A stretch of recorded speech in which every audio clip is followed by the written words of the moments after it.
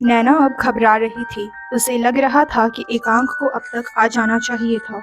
रात काफ़ी हो चुकी थी। अगर एकांक आ जाता तो वो चैन से जाकर अपने बिस्तर में दुबक जाती। उसे सुकून होता था कि कमरे के बाहर एकांक है। उसको होने से वो खुद को सुरक्षित महसूस करती थी। अकेला घर काटने को दौड़ रहा था। कुछ भी तो नहीं था उसके पास मन बहलाने को। वहाँ टीवी तक नहीं था। वो उठी और एकांक के कमरे में पहुंच गई। शायद कोई मैगजीन वगैरह मिल जाए।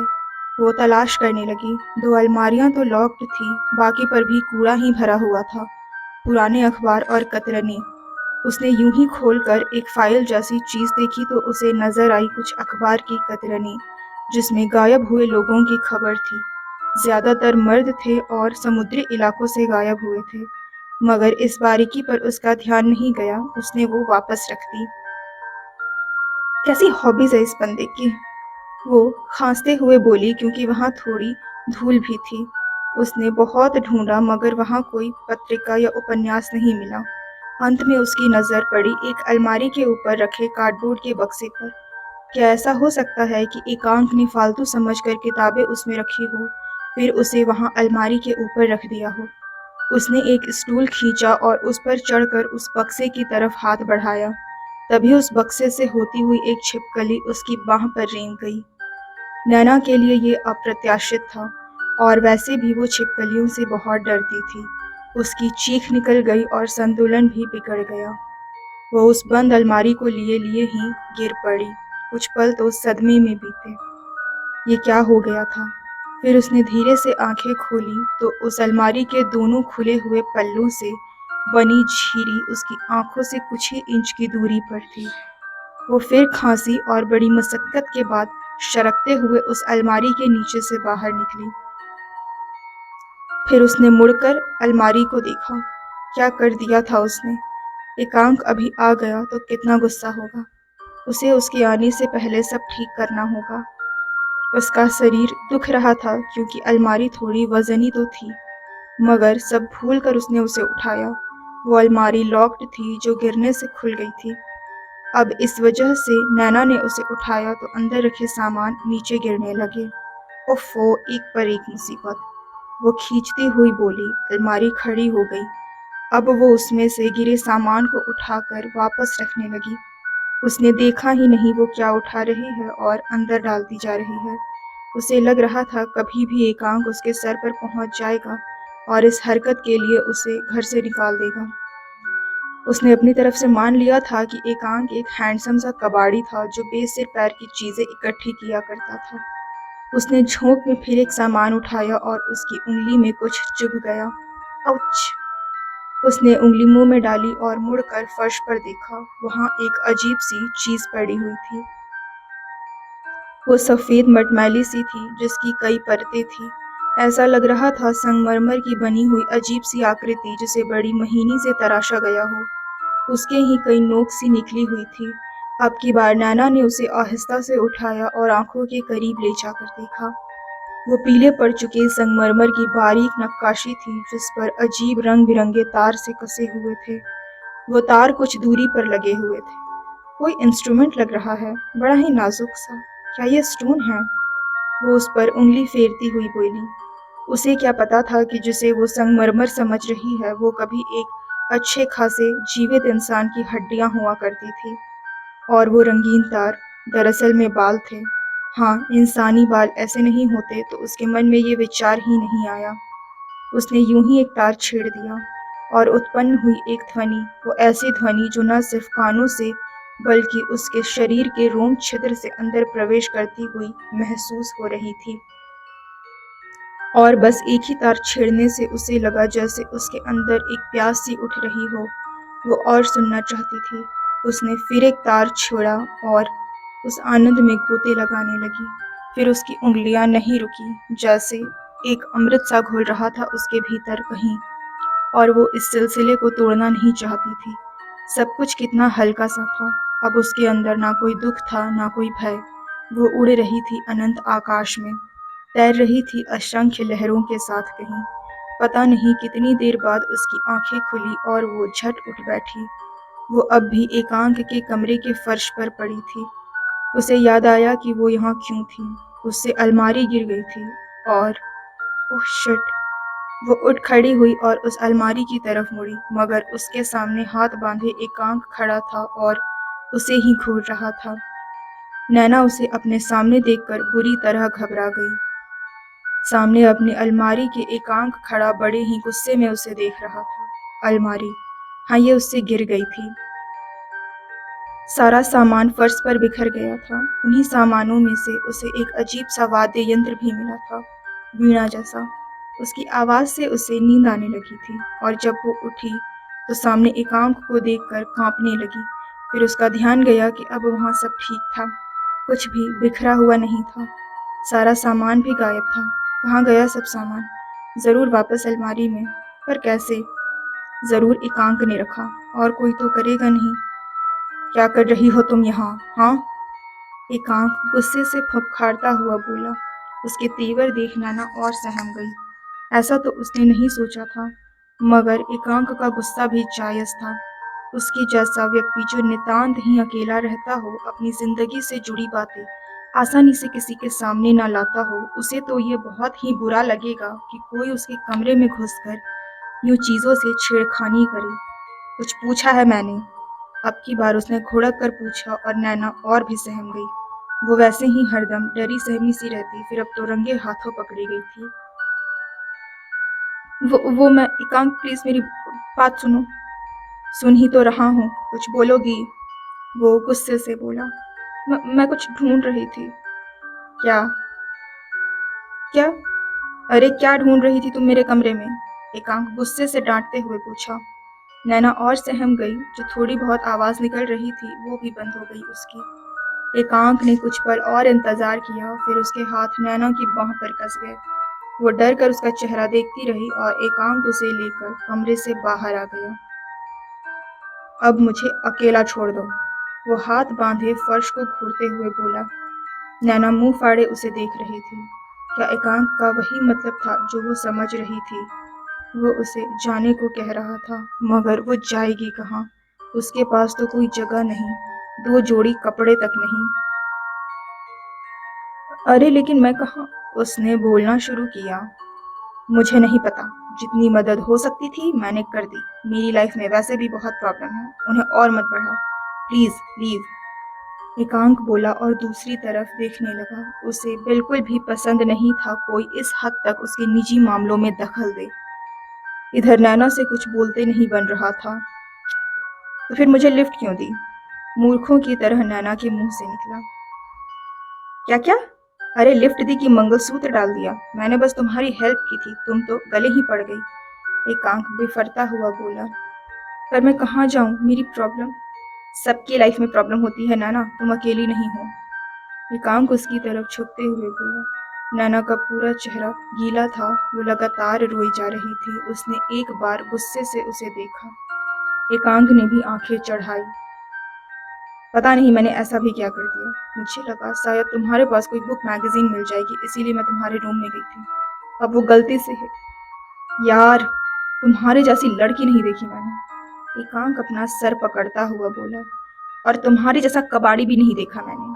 नैना पैर पटकती हुई बोली और वहां से चली गई। एकांक वहीं एक कुर्सी पर बैठ गया और बोतल से पानी पीने लगा। वो कुछ जानता था, और जो जानता था लोगों से छिपाता था, और इस पर उम्मीद भी करता था कि लोग उसकी बातों का यकीन करें। तो पागल तो वो खुद था ना। आज कबीर से मिलने गया। बहुत बातें हुई उनके बीच। सारी बातों के आधार पर एक बात तो वो कह सकता था कि कबीर एक नेकदिल युवक था। वो बाकी लोगों जितना स्ट्रेट भी नहीं था। उसे लगा था कि वो उसकी बात पर यकीन कर लेगा, मगर वो उठ खड़ा हुआ और बेचैनी से वहीं टहलने लगा। अगर वो उसकी बात मान भी जाए तो क्या हो जाएगा? क्या मिल जाएगा उसे? थोड़ी तसल्ली, थोड़ा संतोष कि कोई और भी है जो उसके इस रहस्य में उसका राजदार है। तो इससे क्या? कबीर कौन सा पर्चे बांट देगा इस बात के? बेहद साधारण सा युवक है वो भी, एकांक की ही तरह, हालात का मारा अकेला इंसान। उसका मूड बहुत उखड़ा हुआ था। वो गया और छोटे से गंदे से फ्रिज को खोल कर देखा, मगर फ्रिज तो आज बड़ा साफ सुथरा सा था। वो खाने का सामान फ्रिज में बस ठूंस कर रख देता या पैकेट सहित फेंक दिया करता, मगर आज तो सब करीने से जमा हुआ था। फालतू सामान फेंक दिए गए थे। साथ ही उसकी नज़र पड़ी सैलेड के बाउल पर। वो सीधा हुआ और उस मेज पर पहुंचा जहां वो चाय वगैरह लेते थे। एकांक को देखकर धक्का लगा कि वहां खाना रखा था, शायद नैना ने बनाया था। साथ ही लगी थी 2 प्लेट भी, मतलब उसने भी नहीं खाया था। अचानक उसे उसके लिए बुरा लगने लगा। उसकी बात थोड़ी बेवकूफ़ाना थी, मगर क्या वाकई एकांक ने इसीलिए उसकी मदद की थी, उसे एक सड़क से उठाकर दूसरी सड़क के हवाले करने के लिए? और इतनी रात गए, उसने सर पीट लिया। समय का तो ध्यान ही नहीं रहा उसे। ये समय तो वो नहीं कि वो किसी लड़की को यूं घर से बाहर निकाल दे। वो जल्दी से बाहर निकला और अपने अपार्टमेंट की खड़खड़ लिफ्ट की तरफ बढ़ा, जो हमेशा की तरह अटक गई थी। अपार्टमेंट को बनाने वालों से लेकर उसके पूर्वजों तक को बेहतरीन गालियों से नवाजने के बाद एकांक सीढ़ियों की तरफ भागा। एक बार में 2-2 सीढ़ियां उतरता वो नीचे पहुंचा। इमारत से बाहर आकर उसने दोनों तरफ देखा। कहाँ गई होगी वो, किस तरफ, और वो एक दिशा में आगे बढ़ गया। कुछ दूर भागने के बाद नैना उसे एक बस स्टॉप की बेंच पर बैठी हुई मिल गई। वो उसके सामने पहुंचा तो उसने सर उठाकर देखा। सॉरी, मुझे ऐसे रिएक्ट नहीं करना चाहिए था, उसने कहा, और नैना उसे उदासी से घूरती रही। देखो, मैं बहुत टेंशन में था और गुस्से में वो सब बोल गया, वो बोला, और नैना ने फिर जवाब नहीं दिया। नैना, चलो ना अब, वो बोल ही रहा था जब नैना उठी और झपट के उसके गले लग गई। वो इतनी जोर से गले लगी थी कि एकांक लड़खड़ा गया और पीछे को गिरता गिरता बचा। नैना जोर जोर से रोने लगी और एकांक हड़बड़ा गया। रात के सन्नाटे में उसकी आवाज गूंज रही थी, नैना, हो गया ना, अब चुप हो जाओ बस। एकांक ने उसे किसी तरह चुप कराया और लेकर वापस अपने घर भागा। उन दोनों ने घर में कदम रखा ही था कि नैना भागकर उस कमरे में गई जहां वो इन दोनों रह रही थी और दरवाजा अंदर से बंद कर लिया। एकांक की हंसी छूट गई और उसे याद आया एक ज़माने बाद वो हंसा था। उसने खाना खाया और एक कागज़ पर लिखा कि वो अपने कमरे में जा रहा है, नैना भी जाकर खा ले। इस कागज़ को उसने नैना के कमरे के दरवाजे के नीचे से भीतर सरका दिया। वो एक शानदार बना हुआ अपार्टमेंट था। वहाँ घर खरीदना सबके बस की बात नहीं थी। जो लोग किराए से भी रहने आते थे वो भी खासी कीमत चुकाते थे। वो उसी अपार्टमेंट की 7वीं मंजिल थी जहाँ लिफ्ट आकर रुकी। लिफ्ट में से निकला एक युवा जोड़ा और साथ ही एक प्रॉपर्टी एजेंट भी। वो उन्हें एक फ्लैट में ले गया। वहाँ मरम्मत का काम चल रहा था। युवा दंपत्ति में पति का नाम प्रणय था, जो मल्टीनेशनल कंपनी में बहुत ही ऊंची नौकरी पर था। अच्छी खासी कमाई थी उसकी। प्रणय की पत्नी का नाम अन्वी था, जो उसकी अच्छी खासी कमाई का पूरा ध्यान रखती थी। इस तरह बढ़िया सामंजस्य स्थापित था दोनों के बीच। प्रणय ने चल रहे काम की तरफ, फिर उस एजेंट की तरफ देखा। 2 दिन और लगेंगे सर, फिर ये रेडी हो जाएगा, मामूली रिपेयर का काम है। 2 दिन? अन्वी ऐसे स्वर में रूठती हुई अपने पति की तरफ देखने लगी जैसे किसी छोटी बच्ची से लॉलीपॉप छीन लिया गया हो। अगर आपको जल्दी है तो 18th फ्लोर पर भी एक वैकेंसी है, एजेंट ने बोलना शुरू किया। अरे नहीं नहीं, उतनी हाइट पर नहीं, ये ठीक है। अन्वी, हो गया ना यार, कौन सा हम 2 दिन में शिफ्ट ही हो जाएंगे, प्रणय बोला, और अन्वी ने कंधे उचका दिए। उसे कौन सी जिम्मेदारी उठानी थी यहाँ शिफ्ट होने की, सब कुछ प्रणय के ही जिम्मे था। तभी उसके ऑफिस से कुछ ज़रूरी कॉल आ गया और वो सुनने चला गया। इसी बीच अन्वी फ्लैट देखने लगी। उसे मतलब था अपने बेडरूम और ड्रेसिंग रूम से। फिर उसकी नज़र पड़ी कि वहाँ कुछ सामान भी पड़ा हुआ था। उसने एजेंट की तरफ देखा। पहले जो यहाँ रहते थे उनका है मैडम, वो तो छोड़ गया है, चाहे तो आप रख लीजिए, वैसे बढ़िया कंडीशन में है, वो एक आराम कुर्सी को थपथपाते हुए बोला, जो बालकनी में रखी थी। मगर अन्वी अब एक एंटीक गमले को देख रही थी। नो वे, वो मुंह बनाती हुई बोली, हमारे पास अपना बहुत ही एक्सपेंसिव फर्नीचर और शोपीस है। हाँ, सबसे एक्सपेंसिव शोपीस तो सर अपने साथ लेकर ही घूम रहे हैं, एजेंट बड़बड़ाया। क्या कहा तुमने? नहीं मैम, वो ठीक है, मैं ये सारा सामान हटवा देता हूँ। फाइन, बोलकर तन्वी बाकी घर देखने लगी। जब वो घर के दूसरे कमरे में पहुंची तो वहां भी एक फर्श पर मैट पड़ी हुई थी जो घर के पिछले मालिक की थी। उसे भी देखकर अन्वी ने मुंह बिचकाया। फिर जब वो घर के तीसरे बेडरूम में पहुंची तो वाओ! वो कमरे की एक दीवार के पास जाती हुई बोली, जिस पर एक तस्वीर लगी थी। तस्वीर टूटी छत की, ये भी मूल चित्र का प्रतिरूप था। ये क्या है? फोन से फारिग होकर प्रणय भी वहां पहुंचा। वो भी उस तस्वीर को देखने लगा जो उस कमरे में आने पर लोगों का ध्यान जरूर खींचती थी। डार्लिंग, लास्ट हम जो एग्जीबिशन में गए थे ना, पायल और उसके हबी के साथ, पायल का तो डाइवोर्स हो गया था ना। हाँ हाँ, तुमको कैसे पता होगा? हमेशा फोन पर ही लगे रहते हो। मैं उसके थर्ड नंबर के हस्बैंड की बात कर रही हूँ।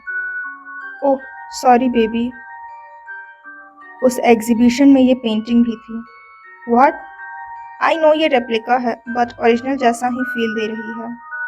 कितनी बेहुदा पेंटिंग है ये, किसकी है? प्रणय चश्मे के पीछे से उस पेंटिंग को घूरता हुआ बोला। एजेंट जल्दी से आगे आया। ये भी उनकी ही होगी सर, जो यहाँ पहले रह रहे थे। मैं हटवा देता हूँ। वो बोल ही रहा था जब अन्वी ने अपने गले से एक तीखी आवाज निकाली, जैसे बिल्लियां लड़ते समय निकालती है। प्रणय समझ गया कि उसकी पत्नी इस प्रॉपर्टी एजेंट और बाहर हॉल में काम कर रहे मजदूरों के सामने ही तमाशा शुरू करने वाली है, तो उसने हथियार डाल दिए। ओके हनी, वो उसे शांत कराता हुआ बोला। अन्वी खुश हो गई। उसे किसी कलाकृति की कोई समझ थी भी नहीं। वो तो प्रदर्शनी में भी बस इसलिए गई थी क्योंकि उसकी सहेली पायल जा रही थी, मगर वो नहीं जानती थी कि इस बार अपनी बच्चों जैसी जिद की वो कितनी बड़ी कीमत चुकाने वाली थी। अन्वी, रोज की ही तरह घर आकर प्रणय ने उसे आवाज दी, मगर घर पर कोई नहीं था। घर की मेड ने उसे पानी दिया और बताया कि अन्वी को लौटने में देर हो जाएगी। वो अपनी दोस्त के साथ कहीं गई है। प्रणय भी उसकी बातें सुनते हुए अपना मोबाइल देखने लगा, जिसमें अन्वी का मैसेज था। उसने मैसेज किया था कि वो अपनी सहेली के साथ खरीदारी के लिए जा रही है, जिसकी जल्द ही शादी होने वाली थी। प्रणय जानता था शादी भले दोस्त की थी, बिल अन्वी का भी अच्छा खासा तंदुरुस्त बनेगा। मेड ने चाय के लिए पूछा पर प्रणय ने मना कर दिया। उसने उसे रसोई में कुछ जरूरी सामान रखने को फिर अपने घर चले जाने को कह दिया। आज वो भी बढ़िया मूड में था। उसने बारी बारी अपने दो दोस्तों को फोन किया। जब उसकी शादी नहीं हुई थी और इतनी भयंकर वाली नौकरी भी नहीं लगी थी, तब उसका सोना जागना, उठना बैठना, घूमना फिरना, खाना पीना सभी इन्हीं दोस्तों के साथ होता था। उन्हें अपने घर पर आमंत्रित करके प्रणय भी उठा और तैयारी करने रसोई में चला गया। मेड पहले ही सारा सामान रख कर गई थी, उसे बस बनाना था।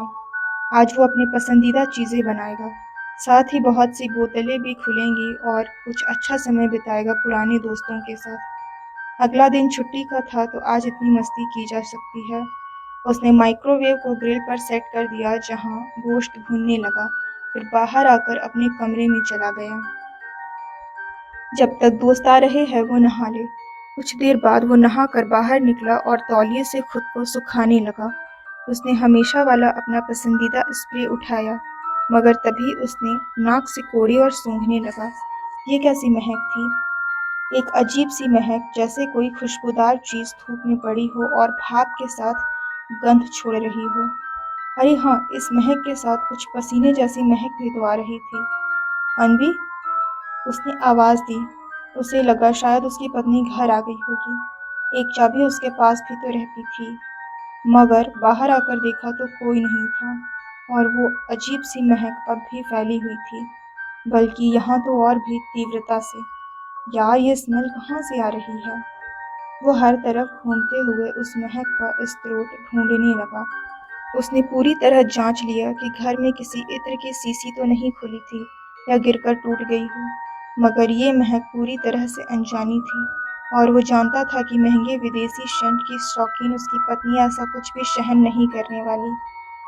और कुछ देर में उसके कदम उस कमरे में भी पड़ ही गए जहां वो टूटी छत वाली पेंटिंग लगी हुई थी। ये कमरा फिलहाल खाली था। यहाँ क्या करना है अभी तक उन दोनों ने सोचा नहीं था। यहाँ आकर प्रणय को लगा जैसे वो महक सबसे ज्यादा तेज यहीं थी, जैसे यहीं से उठ रही हो, मगर कहाँ से? वो हर तरफ देखने लगा। उसे कुछ खटका, ये उसका वहम था या वाकई उस पर बेहोशी तारी हो रही थी। और तभी कुछ और भी हुआ। उसने सुना एक अजीब सी आवाज़, किसी औरत का स्वर। वो गा रही थी, मगर क्या गा रही थी ये उसके पल्ले नहीं पड़ रहा था। बस उसे इतना पता था कि ये उसकी आवाज़ उसके कानों के पर्दों पर एक दबाव सा डाल रही थी। उसे इसे सुनना सहन नहीं हो रहा था। उसने जल्दी से अपने दोनों कान ढक लिए। कौन है? कोई है क्या? सामने आओ, वो खींचते हुए बोला। आवाज़ तो आ रही थी पर कोई नजर नहीं आ रहा था। उसने कमरे की बत्ती जलानी चाहिए और साथ साथ पंखा भी चालू हो गया और हवा के झोंके के साथ उसके चेहरे से कुछ टकराया, कुछ उसके मुंह में भी चला गया। उसने फौरन फर्श पर थूक दिया। फिर उसने गौर किया कि ये क्या था जो हवा में उड़ रहा था। तो उसे नजर आए पंख, बहुत से मोतियों जैसे सफेद पंख। बंद कमरे में ये पंख कैसे? वो बड़बड़ाया। ये सब जो कुछ भी उसके साथ हो रहा था, पहले तो उसे बड़ा उलझन भरा लगा, मगर अब सब उसे डरा रहा था। उसे लगने लगा कि जो कुछ भी उसके साथ हो रहा था वो सामान्य नहीं था। उसने अपना मोबाइल उठाया और मदद के लिए कहीं कॉल करने लगा, क्योंकि उसे लग रहा था उससे भागा नहीं जाएगा। मगर तभी उसके पीछे, ठीक पीछे से आई फुसफुसाने की आवाज़। एक तीखी फुसफुसाहट थी वो, जैसे कोई उसे ही कुछ कह रहा हो। और उसे सुनकर वो कहीं भय से चढ़ हो गया। उसका मन होता कि वो वहां से भाग जाए, मगर उसके पैरों ने तो कब का उसका साथ छोड़ दिया था। कभी मन होता कि मुड़कर देख ले कौन आखिर फुसफुसा रहा है, मगर इतनी हिम्मत उस वक्त उसमें बाकी ही नहीं थी। उसने कसकर आंखें भींच ली और मन ही मन मनाया कि जो कोई भी उसके पीछे है वो चला जाए, उसे कुछ ना करे, बस चला जाए, उसे अकेला छोड़ दे। उसने अब तक किसी को अपने पीछे खड़ा देखा तो नहीं था, मगर दो तेज तीखी अजनबी नजरें उसे अपनी गर्दन के पीछे चुभती हुई महसूस हो रही थी। तभी उसका ध्यान गया कि उसने अपने दोस्त को फोन लगाया था। उसने फोन उठा लिया था और उसकी आवाज फोन से बाहर भी सुनाई दे रही थी। हेलो, हेलो प्रणय, बोलना, हेलो। पसीने से दोबारा नहा चुके प्रणय ने जल्दी से मोबाइल कान से चिपकाया। हेलो आशु। हाँ बोलना, कॉल करके कहाँ चला गया? आशु हेल्प मी यार, प्रणय बेहद भयभीत स्वर में बोला। प्रणय क्या हुआ, तू ठीक तो है? नहीं यार, मैं ठीक नहीं हूँ, तू बस यार मैं आ रहा हूँ, बस निकल रहा हूँ, पर हुआ क्या? मुझे नहीं पता, प्रणय फोन पर फट पड़ा। सच था कि जो भी हो रहा था उसे कहाँ ही पता था। उसका दोस्त आशुतोष कार भी चला रहा था और उससे बातें भी कर रहा था ताकि वो डरे नहीं, मगर अब प्रणय की आवाज आनी बंद हो गई थी। आशुतोष ने कई बार उसे आवाज दी, मगर प्रणय की तरफ से कोई आवाज नहीं आई। हेलो प्रणय, यार मैं आ रहा हूँ, तू तू तू प्रणय, तू ठीक तो है ना? अबे बोल ना कुछ, आशुतोष बोला, मगर प्रणय की कोई आवाज नहीं आई। आशुतोष इस कॉल को काटकर अन्वी को कॉल करनी चाह ही रहा था जब उसने कुछ सुना। शायद उधर अब भी कोई था। कौन? Hello, who is this? वो सशंकित स्वर में बोला। तभी कुछ हुआ।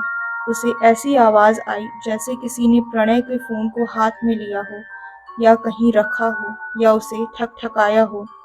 कुछ भी ऐसा हुआ तो था। और आशुतोष ध्यान से सुनता रहा।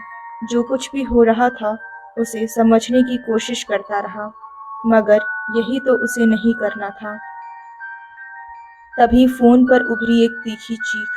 ये चीख थी, ऐसा लग रहा था लड़की को चीरा जा रहा हो। बेहद ही तेज और तीखी चीख थी वो। आशुतोष सब बड़े गौर से सुन रहा था, इसीलिए उस पर इसका और भी असर पड़ा और बुरी तरह चौंकते हुए उसने अपनी कार डिवाइडर से भिड़ा दी। अगले भाग में हम इस राज से पर्दा उठाएंगे। तब तक के लिए बने रहिए। अगर कहानी पसंद आई तो वीडियो को लाइक करें, अपने दोस्तों के साथ शेयर करें और चैनल को ज़रूर सब्सक्राइब करें, क्योंकि नोटिफिकेशन में ही अगला पार्ट पॉपअप होगा और आप इस रहस्यमयी कहानी के तार सुलझा पाएंगे।